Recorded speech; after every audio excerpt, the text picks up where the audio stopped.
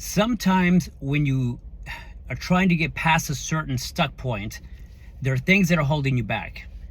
So if you've been brought up to believe that money is the root of all evil, that's going to be very difficult for you, or that's going to make it very difficult for you to make more money when you start to feel dissonance around making more money, because in the back of your mind you're thinking, this is not good, I just does not align with my values, because money is the root of all evil.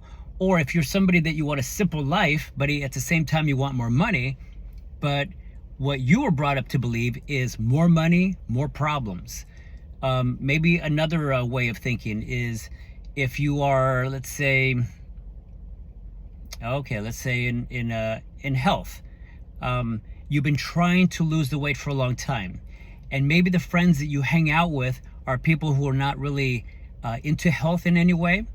So you finally decide that you want to do something about it, and then you start to feel guilty just as soon as you start to get some results, because you feel that you might outshine your friends or your family members, or maybe they might think that you're trying to be better than they are. So these are the things that keeps us from moving forward with some of our goals that we have. And so what I do is I help my clients, my coaching clients, kind of sort that out. We change their perspectives. Like, what would be another way of looking at this? What are some of when also I had to make sure I get them to be clear about what is some of the mind chatter that they're having first.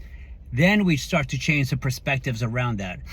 I've talked about this in some of my other videos, what I call them bear traps, where you think you've gotten when you think you've gotten over something, maybe from childhood, but it's like a bear trap, where you think, you know how like a bear steps on a trap, and in some cases the bear can actually yank the trap out from the ground, but it's still tethered onto his paw, but he's still walking around with that.